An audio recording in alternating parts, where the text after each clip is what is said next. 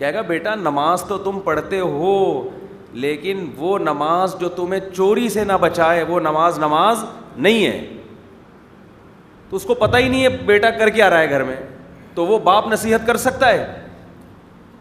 ہمارے پاس والدین آتے ہیں نا اپنے بچوں کے بارے میں شکایت لے کر, کسی کا یہ ہوتا ہے کہ مفتی صاحب والدین کے حقوق پر بیان کریں. میں ان سے کہتا ہوں نماز پہ کر لوں, کہ نہیں والدین کے حقوق پر, کیونکہ ان کو پتہ ہے بچہ نماز پڑھتا ہے, ابا اماں کے بارے میں.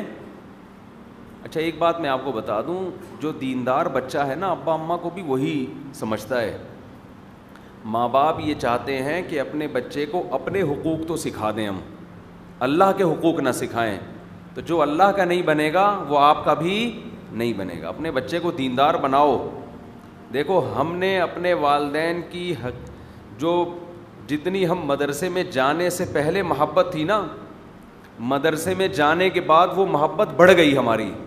حالانکہ ہمارے شیخ حضرت مفتی رشید احمد صاحب رحمہ اللہ تعالیٰ نے الگ سے والدین کی محبت پر ہمیں نہیں یاد پڑتا کوئی خاص بیان کیا ہو. ان کے بیان تو اس پہ ہوتے تھے گناہ چھوڑو, اللہ سے محبت, دنیا مسافر خانہ, یہ ان کا اصل بیان ہوتا تھا. ان کے ہر بیان میں یہی مسافر خانہ, دل لگانے کی جگہ نہیں ہے. تبھی تو ہم دیکھتے ہیں نا لوگ ٹینشن میں, ابے بھائی یہ دیوار اینٹوں سے دل لگانے کی, ان کو لفٹ کرانے کی ضرورت, بحریہ ٹاؤن 2 ٹکے کا نہیں ہے. آپ کیا سمجھ رہے ہو؟ پلاٹ خریدو دل نہ لگاؤ, دل تو قیمتی چیزوں سے لگایا جاتا ہے. لا احب العافلین, فنا ہونے والی چیزوں سے دل نہیں لگایا جاتا. ان کا تو یہ ٹاپک تھا. اس میں ابا کہاں ہیں, اماں کہاں ہیں, کہیں آ رہے ہیں ابا اماں؟ لیکن ہمیں یاد ہے ہم جب مدرسے گئے تو ہمارے دل میں والد کی قدر بڑھنا شروع ہو گئی, والدہ کی قدر بولو بڑھنا. کیونکہ جب اللہ کی محبت پیدا ہوگی تو ہر وہ چیز اچھی لگے گی جس سے اللہ کی محبت بڑھے. تو اللہ سے محبت ہوتی ہے اللہ کے احسانات کی وجہ سے. تو جب آدمی اللہ کے احسانات سوچتا ہے تو والدین کے احسانات بھی سوچتا ہے. پھر وہ احسان فراموشی کی لعنت سے انسان نکلتا ہے. مدرسے میں جا کے ہم نے استاذوں کا احترام سیکھا. اسکولوں میں تو عجیب حالت تھی, ایسے شرارتی بچے اسکولوں میں کہ ایک ہمارے کلاس فیلو نے چھالیاں کھائیں اور ٹیچر کی جیب میں ڈال دیں, ٹیچر کو پتہ بھی نہیں, کھا کے. یہ شرارتیں اسکولوں میں چل رہی تھیں. وہ کوٹ پہن کے آئے ہوئے تھے, اللہ تعالیٰ اس طالب علم کو ہدایت دے, بدتمیزی والی کام کیا اس نے کہ وہ چھالیاں کھائیں اور کوٹ میں ٹیچر کے کوٹ میں ڈال دی, اور ہنس بھی رہے. کرسی ٹوٹی ہوئی تھی, ایک پایا اس کا نہیں تھا. طلبہ نے کیا کیا, وہ دوسری کلاس میں ہمارے سامنے کرتے تو شاید ہم روک لیتے ان کو, یا ٹیچر کو بتا دیتے کہ یہ کرسی بیٹھنے کے قابل نہیں ہے. اس کا ایک پایا نہیں تھا تو اس کو کسی طرح سے ٹکا دیا. وہ بیچارے ٹیچر آ کے بیٹھے ہیں, دھڑام سے نیچے گرے, بچے ہنس رہے ہیں. انٹرٹینمنٹ ہو گئی ان کی. اب آپ بتاؤ, ٹیچر بھی تو روحانی باپ کی جگہ ہوتا ہے نا, جو آپ کو علم دے رہا ہے. جب اس کے ساتھ یہ بدتمیزی ہوگی تو یہ اپنے باپ کا احترام کریں گے؟ نہیں کریں گے. ہم جب مدرسے میں گئے ہمیں پتہ چلا ٹیچروں کا احترام کیا ہوتا ہے. کچھ تو گھر سے بھی سیکھا تھا الحمدللہ, گھر والوں نے بھی. ہمارے ہاں یہ دستور نہیں تھا کہ ٹیچر نے ڈانٹا ہے, مارا ہے تو ہم گھر آ کے شکایت کریں, پھر ہمارے ابا ٹیچر کو جا کے 2 لگائیں, تو کون ہوتا ہے. ہمارے ابا اور بھائیوں نے ٹیچر کو کہا ہوا تھا ہڈی ہماری ہے, گوشت آپ کا ہے. ٹھیک ہے, سمجھتے ہو؟ چمڑی جائے دمڑی نہ جائے, ہڈی نہیں ٹوٹنی چاہیے, کیونکہ گوشت ریپیئر ہو جاتا ہے. کباب پراٹھے کھا کے, انڈے منڈے کھا کے ریپیئرنگ, ہڈی کی ریپیئرنگ ٹینشن والا کام ہے. میں نہیں کہتا آپ ٹیچروں کو اتنی اجازت دے دیں کہ کوٹیں طبیعت سے پکڑ کے, لیکن اتنا چھوئی موئی بھی اولاد کو نہ بنائیں کہ ٹیچر اس کو ڈانٹے تو بچے کی سیلف ریسپیکٹ کے خلاف ہے. وہ بچہ انسان کا بچہ نہیں بنے گا. وہ بچے خواہش پرست ہوتے ہیں, تو ان کو تھوڑا روب سے چلانا پڑتا ہے. تو خیر جلد کہاں سے بالکل ہی ہم قیام طعام میں آگے جنگلوں کی طرف نکل رہے ہیں. تو مدرسے میں ہم گئے نا, تو استاذوں کا احترام, ان کی جوتیاں سیدھی کرنا اور ان کی خدمت کرنا, تو ہمیں خیال ہوا کہ یار باپ کا مقام تو ٹیچر سے بھی بولو زیادہ ہوتا ہے. یہ بھی غلط مشہور ہے کہ استاذ کا مقام باپ سے زیادہ ہے, ایسا کچھ بھی نہیں ہے.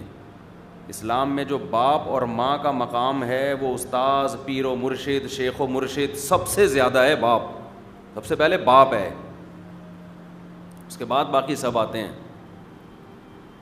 تو پھر ہمیں خیال ہوا کہ یار ہم تو باپ کا تو ایسا احترام کرتے ہی نہیں ہیں. بدتمیزی پہلے بھی نہیں کرتے تھے الحمدللہ اپنے والدین سے, تھوڑی بہت ہو گئی تو معذرت کر لی, لیکن مدرسے میں جا کے پتہ چلا کہ بڑوں کا احترام کسے کہتے ہیں. بڑوں کا احترام صرف یہ نہیں ہوتا کہ آپ ان کے سامنے ہاتھ باندھ کے کھڑے ہوئے. بڑوں کا احترام یہ ہوتا ہے کہ آپ ان کی آواز سے اپنی آواز کو اونچا نہ کریں. پوائنٹ ٹو بی نوٹڈ ہے, یہ سمجھ لیں. جب وہ نصیحت کرے تو فوراً وضاحتی بیانات نہ جاری کر دیا کریں, سن لیں تمیز سے, چاہے وہ غلطی آپ میں نہ بھی ہو. یہ بھی ایک ٹیکنیکل فالٹ ہے نا. آپ کا ابا آپ کو سمجھا رہا ہے بیٹا یوں, آپ کو ابا میں ایسا ہوں ہی نہیں, آپ مجھے کیوں سمجھا رہے ہو.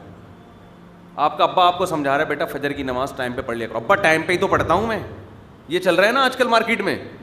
ابے سن لو تھوڑی دیر یار, پڑھتے ہو گئے تو کیا ہو گیا اگر اس نے بول دیا ہے. بیٹا گھر میں تمیز سے بات کیا کرو. ابا آپ نے کبھی بدتمیزی کرتے ہوئے دیکھا مجھے, جو آپ کہہ رہے ہیں کہ تمیز سے بات کیا کرو, تو یہ بدتمیزی ہی ہے. اس کا مطلب آپ میں تمیز بولو نا, نہیں یہ تو اسٹائل سے پتہ چل رہا ہے کہ آپ میں تمیز نہیں ہے. ہمارے ایک کلاس فیلو تھے, ان کا اپنے والدین سے کچھ اونچ نیچ ہو گئی, تو ہمارے استاذ نے ان کو بلایا کہ آپ کے والدین کی طرف سے شکایت آئی ہے کہ آپ بولتے بہت ہیں نا, ماں باپ کے سامنے زبان بہت چلاتے ہیں. وہ کہنے لگے نہیں یہ غلط بات ہے, میں تو زبان نہیں چلا, پورا وضاحتی بیان. تو ہمارے استاذ نے کہا میرے سامنے اتنی چلا رہے ہو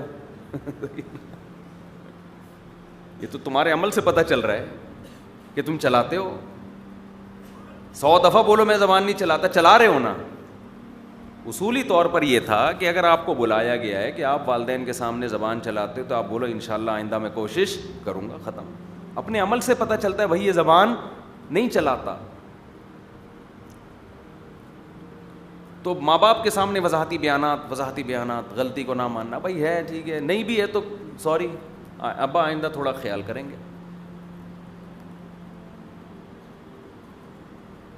پھر ابا اگر دوبارہ کر رہے ہیں تو پھر بول دو بھائی ایک وقت تک ہے, ابا نے بوڑھا ہو کے بیچاروں نے دنیا سے چلے جانا ہے, آپ کی بھی شادی ہوگی, 2-4 بچے ہوں گے, آپ نے الگ ہو جانا ہے, تو تھوڑا یہ زیادہ نہیں ہے, کچھ ہزار سال کی عمریں تھوڑی ہیں کہ ساری زندگی برداشت کرنا ہے, تھوڑے دن کی بات ہے.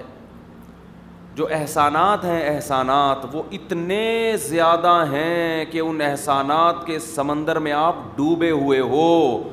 میں کہتا ہوں باپ روزانہ لاٹھی لے کے آپ کو آدھا گھنٹہ بغیر کسی وجہ کے بھی دھنائی لگائے نا, پھر بھی اس کے احسانات اس ظلم سے زیادہ ہیں.